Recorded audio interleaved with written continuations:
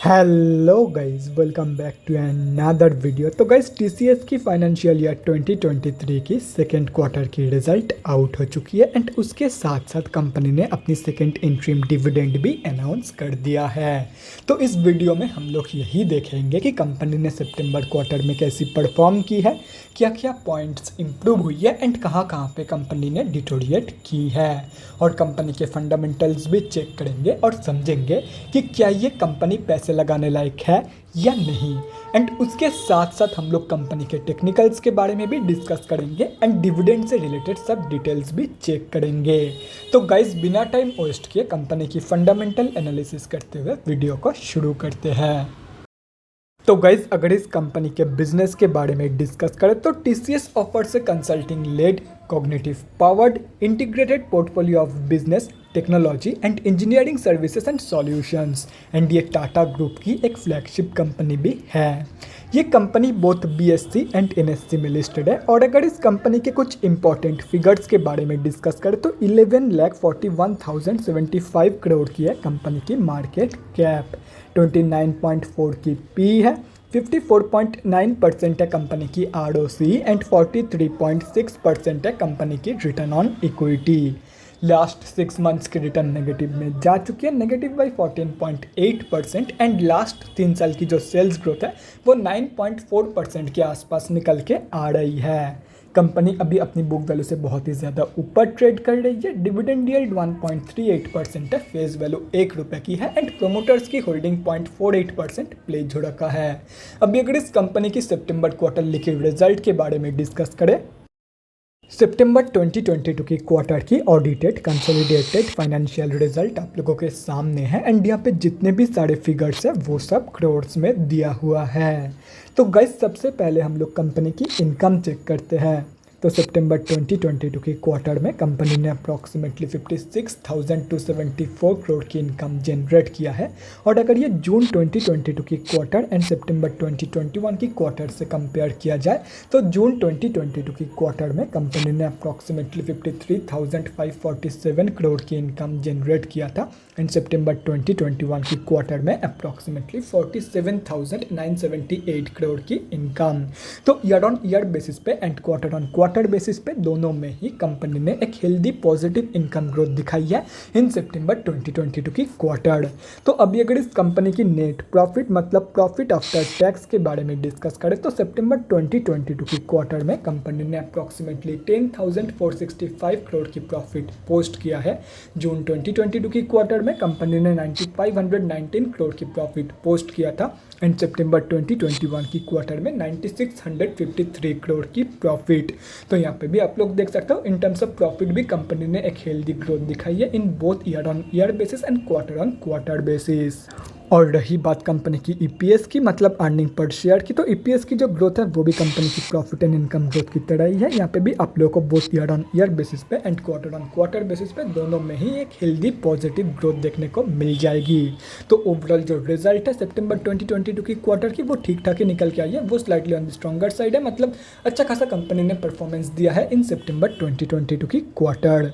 तो गाइस, अभी अगर इस कंपनी के बैलेंस शीट के हेल्थ के बारे में डिस्कस करें तो हाफ ईयरली बेसिस पे कंपनी की रिजर्व इंक्रीज हुई है एंड डेट रिड्यूस हुई है, जो कि किसी भी कंपनी के लिए बहुत ही ज़बरदस्त है। मतलब बैलेंस शीट की हेल्थ इंप्रूव हुई है on half yearly basis and अगर ओवरऑल भी देखा जाए तो डेट की कंपैरिजन में 10 गुना से भी ज़्यादा की पॉजिटिव रिजर्व मौजूद है कंपनी के पास। तो ओवरऑल जो बैलेंस शीट की हेल्थ है वो तो बहुत ही ज़बरदस्त है ही है एंड उसके साथ साथ ये एक ऑलमोस्ट डेट फ्री कंपनी भी है।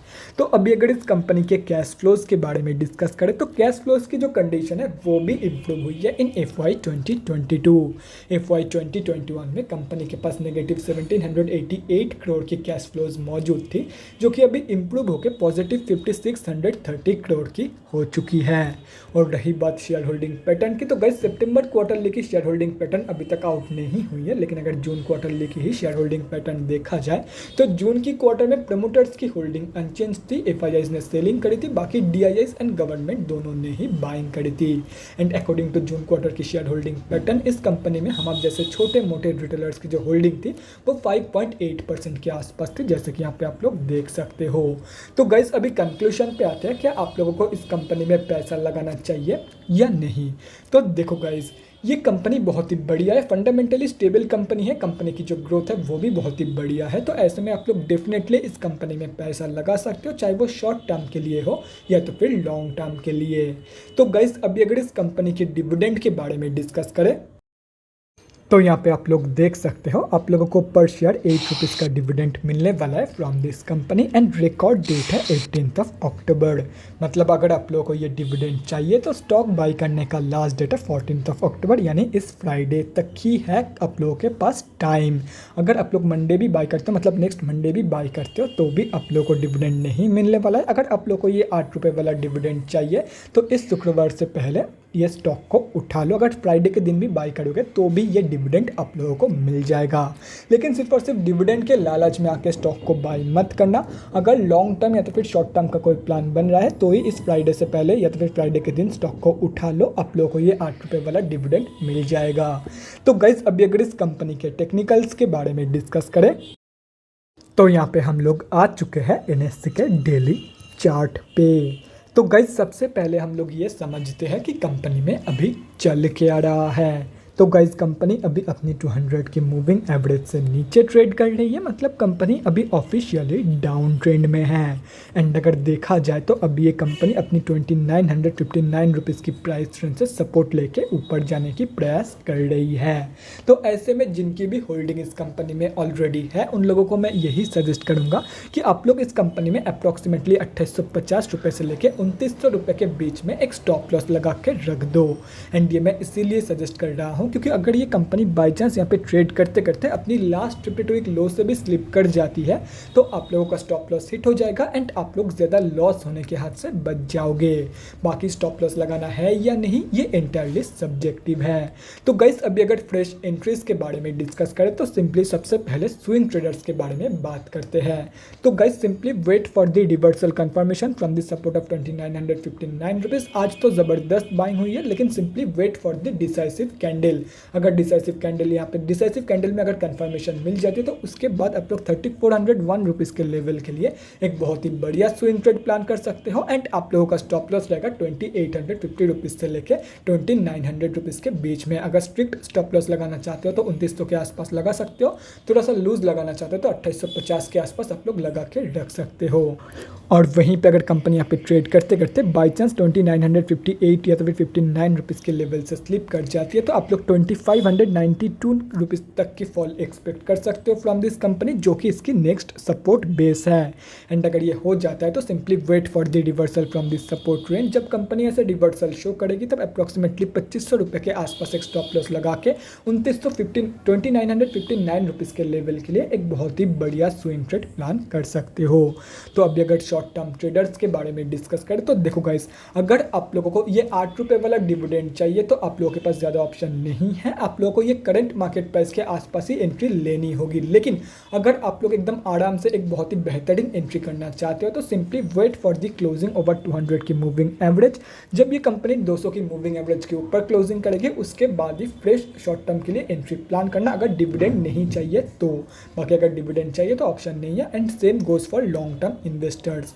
अगर डिविडेंड चाहिए तो आप लोगों के पास ज़्यादा ऑप्शन नहीं है, आप लोगों को करंट मार्केट प्राइस के आसपास ही एंट्री लेनी होगी। लेकिन अगर आप लोग थोड़ा सा और वेट करके 2591 रुपीज़ तक की फॉल के लिए वेट करना चाहते हो तो कर सकते हो। बाकी करंट मार्केट प्राइस के आसपास भी एंट्री ले सकते हो, क्योंकि यहाँ तक कि फॉल के जो चांसेस है वो बहुत ही ज़्यादा कम है, क्योंकि सितंबर क्वार्टर में कंपनी ने ठीक ठाक ही परफॉर्मेंस दिया है। एंड कंपनी की जो परफॉर्मेंस थी वो slightly on the better side थी। तो यहाँ तक कि फॉल की जो चांसेस है वो बहुत ही ज़्यादा कम है, लेकिन आप लोग वेट कर सकते हो, क्योंकि जितना नीचे आप लोगों को मिल जाए उतना ही आप लोगों के लिए एंड आप लोगों के फ्यूचर रिटर्न के लिए बढ़िया है। तो वेट करना चाहते हो तो वेट कर सकते हो। करंट मार्केट प्राइस के आसपास एंट्री लेना चाहते हो तो वो भी आप लोग कर सकते हो। एंड करंट मार्केट प्राइस के आसपास की जो एंट्री है वो भी कुछ एकदम बेकार एंट्री नहीं है, वो भी एक बहुत ही बढ़िया एंट्री है फॉर लॉन्ग टर्म। तो गाइस बाकी के इंपॉर्टेंट लेवल्स आप लोगों के सामने है, तो अगर आप लोग चाहते हो तो स्क्रीनशॉट लेके रख सकते हो, कहीं पे नोट डाउन करना चाहते हो तो वो भी आप लोग कर सकते सकते हो। तो guys that's it for this video, अगले वीडियो में मिलते हैं गाइस। Thanks for watching. और गाइस अगर आप लोगों के मन में कोई भी डाउट या क्वेरी रहती है स्टॉक मार्केट या किसी भी स्टॉक से रिलेटेड, तो कमेंट सेक्शन में कमेंट करके मुझसे पूछ सकते हो, या तो फिर मेरे इंस्टाग्राम का लिंक आप लोगों को डिस्क्रिप्शन बॉक्स में मिल जाएगा, जाके वहाँ पर भी मुझे DM कर सकते हो फॉर एन वन-on-one कन्वर्सेशन।